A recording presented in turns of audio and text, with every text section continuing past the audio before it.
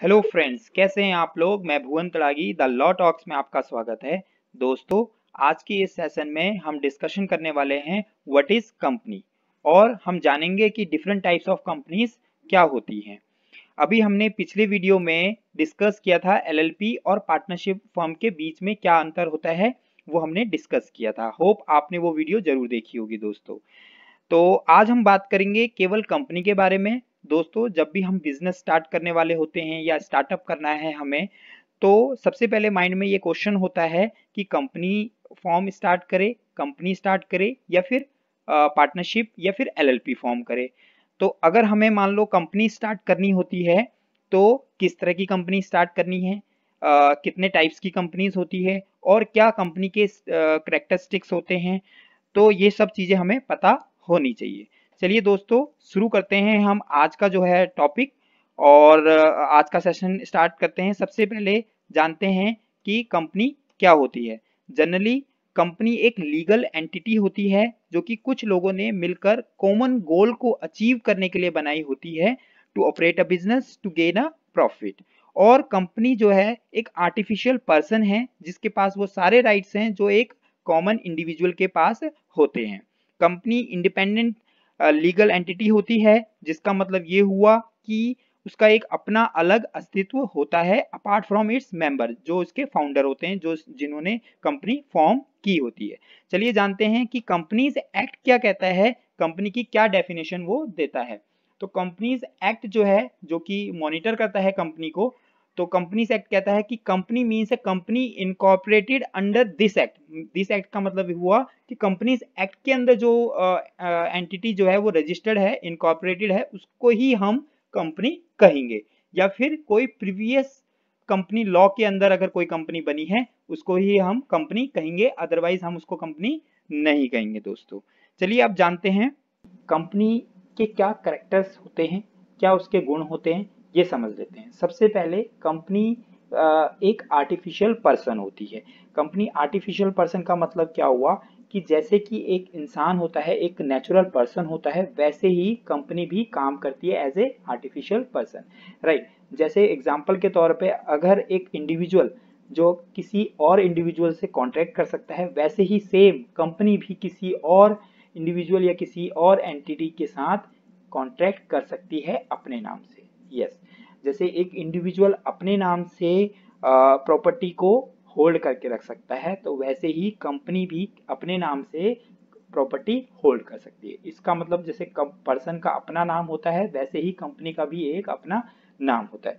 तो कह सकते हैं कि ये एक तरीके से आर्टिफिशियल पर्सन है। जितने राइट एक पर्सन को मिलते हैं, एक इंडिविजुअल को मिलते हैं, वैसे ही राइट एक कंपनी को भी मिलते हैं फ्रेंड्स, राइट। और दूसरा इसका कैरेक्टर हो गया लिमिटेड लायबिलिटी। जो कंपनी की जो लायबिलिटी होती है वो लिमिटेड होती है। जैसे कि मैं मान के चल रहा हूँ, जैसे मान लो शेयर होल्डर्स हैं जिन्होंने शेयर को इन्वेस्ट किया है। कंपनी जो है वो लिमिटेड बाय शेयर्स है, जितने उसके शेयर्स होते हैं उसी उतनी ही उसकी लायबिलिटी होती है in case of winding up, right. अगर लिमिटेड बाय गारंटी है, इन जितनी की गारंटी अगर शेयर होल्डर्स देते हैं, मेमोरेंडम में जितना लिखा होता है उतनी ही उसकी लायबिलिटी होती है, राइट। अब बात करते हैं separate legal entity. Separate legal entity का क्या कैरेक्टरिस्टिक है, इसका मतलब ये हुआ कि एक कंपनी जो उसके इंडिविजुअल्स हो, उसके ऑनर्स होते हैं, उनसे सेपरेट होती है, राइट। कंपनी अपना उसका खुद का नाम होता है, अपने नाम पर वो काम करती है, और इंडिविजुअल जो हैं वो अपना अलग होते हैं। अगर कंपनी ने कोई रॉन्ग कोई कॉन्ट्रैक्ट्स में गड़बड़ी करी है, तो कंपनी के ऊपर जो है केस फाइल होगा, ना कि इंडिविजुअल के ऊपर केस फाइल होगा, क्योंकि कंपनी जो है वो सेपरेट लीगल एंटिटी है, अपने ऑनर से अलग एक उसका एंटिटी मानी जाती है, राइट।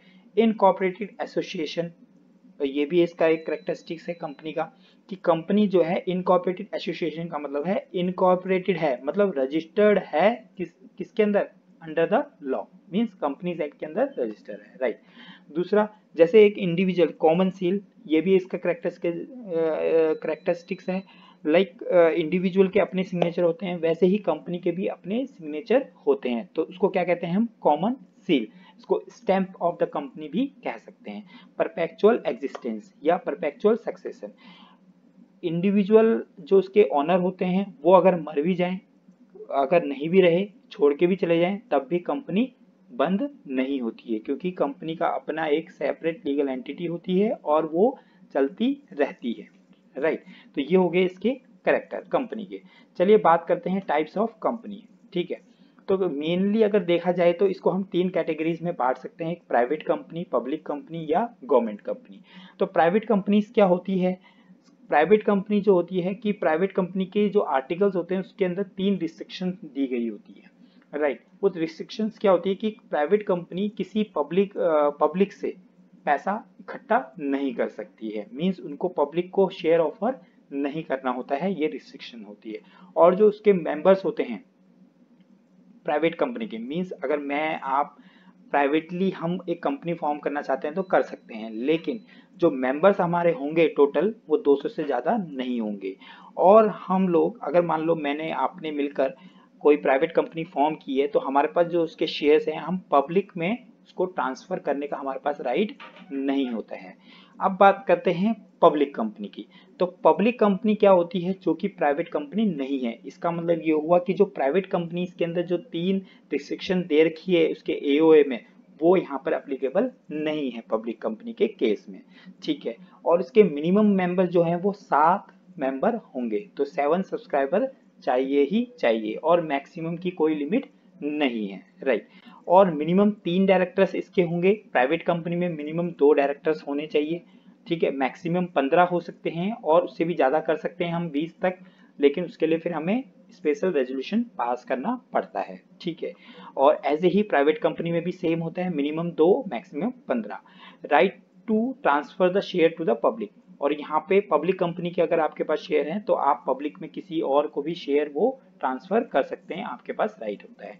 और पब्लिक कंपनी का पब्लिक कंपनी चाहे तो लोगों से पैसा इकट्ठा कर सकती है, ये उसके पास अधिकार होता है, ठीक है।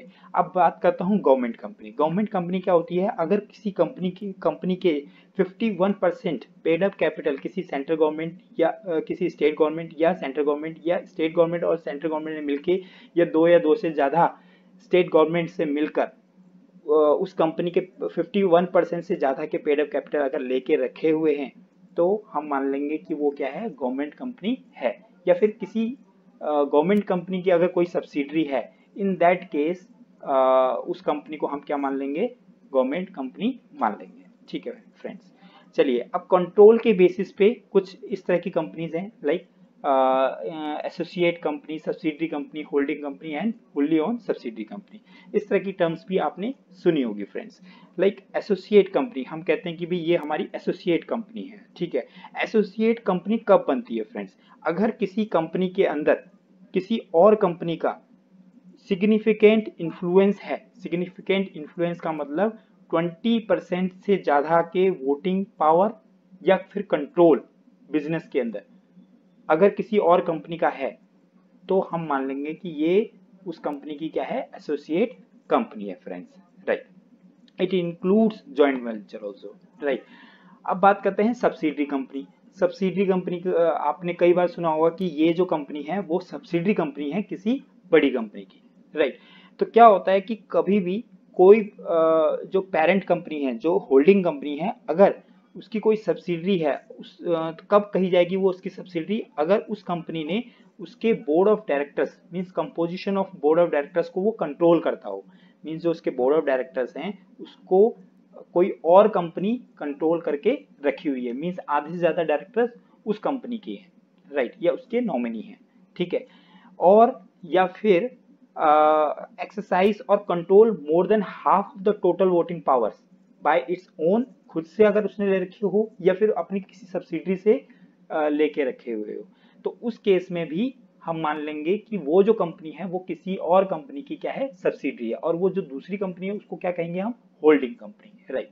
तो होल्डिंग कंपनी की अगर मैं डेफिनेशन की बात करूं तो होल्डिंग कंपनी का मतलब वो कंपनी जिसकी क्या है? बहुत सारी या जिसकी क्या है? सब्सिडरीज हैं, तो उसको क्या कहेंगे हम? Holding company. यहाँ पे कंपनी का मतलब होल्डिंग कंपनी की डेफिनेशन के अंदर body corporate, means body corporate भी होल्डिंग कंपनी हो सकती है। बॉडी कॉर्पोरेट का मतलब किसी कोई फॉरेन कंपनी भी यहाँ पर इंक्लूड है या फिर एलएलपी भी इंक्लूड है, राइट।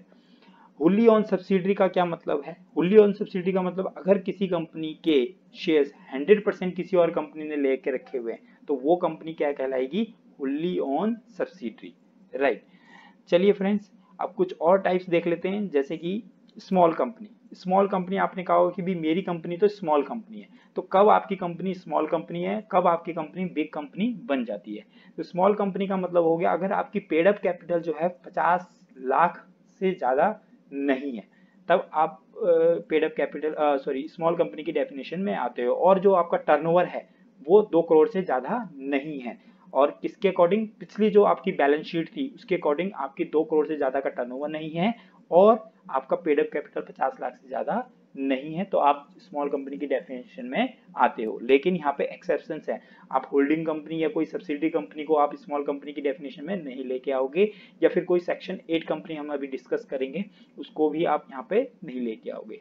और कोई कंपनी जो स्पेशल एक्ट के अंदर रजिस्टर्ड होती है तो उसको भी हम यहाँ पे लेके नहीं आएंगे, ये क्लॉज उस पर एप्लीकेबल नहीं होगा फ्रेंड्स। तो स्मॉल कंपनी आपकी हो गई। स्मॉल कंपनी के बाद एक आती है 1% कंपनी, ठीक है। तो जैसे कि आपको पता है कि 1% कंपनी एक हाइब्रिड फॉर्म है, किसकी? जो सोल प्रोप्राइटरशिप और जो कॉर्पोरेट है, दोनों का ये हाइब्रिड फॉर्म है दोस्तों, राइट। कंपनीज एक्ट के अंदर इसकी डेफिनेशन दे रखी है कि ये एक तरह की प्राइवेट कंपनी होती है, राइट। और जिसका केवल एक ही मेंबर हो सकता है, डायरेक्टर्स मिनिमम एक भी हो सकता है और मैक्सिमम वही 15 हो सकते हैं फ्रेंड्स, ठीक है। और इसका जो पेड अप कैपिटल है, पेड अप कैपिटल 50 लाख से ज्यादा नहीं होना चाहिए, और एवरेज एनुअल टर्नओवर जो है 2 करोड़ से ज्यादा नहीं होना चाहिए। फिर उसके बाद वो क्या बन जाएगी? ऑटोमेटिक बड़ी कंपनी, उसको प्राइवेट कंपनी में कन्वर्ट करना पड़ेगा फ्रेंड्स, राइट। उसके बाद जो कहता है कि ओपीसी केवल कौन फॉर्म कर सकता है? जो नेचुरल पर्सन हो, या सिटीजन ऑफ इंडिया हो, और रेजिडेंट ऑफ इंडिया हो। ये 3 कंडीशंस को फुलफिल करनी पड़ती है ओपीसी फॉर्म करने के लिए, और उसका नॉमिनी बनने के लिए भी ये 3 कंडीशन फॉलो करनी पड़ती है फ्रेंड्स। चलिए अब बात करते हैं सेक्शन 8 कंपनी। कुछ कंपनीज ऐसी होती है जिनका जो ऑब्जेक्ट होता है वो चैरिटेबल होता है, ठीक है। तो सेंट्रल गवर्नमेंट कुछ कंपनीज को लाइसेंस देती है under section 8 of the companies act कि जब उनका ऑब्जेक्ट जो है प्रमोट करना होता है commerce, art, science, sport, education, research, social welfare या रिलीजन या चैरिटी, तो इन दैट केस कंपनीज को क्या दे दिया जाता है? एक लाइसेंस दे दिया जाता है कि आपका जो ऑब्जेक्ट है वो चैरिटेबल है या फिर प्रमोशन ऑफ द कॉमर्स या आर्ट या साइंस है, तो सेक्शन 8 के अंदर वो लाइसेंस मिलता है। लेकिन वो कंपनियां जो है अपना जो भी प्रॉफिट होती है या जो भी इनकम होता है उसको केवल किस में खर्च करेगी? Promoting of its object.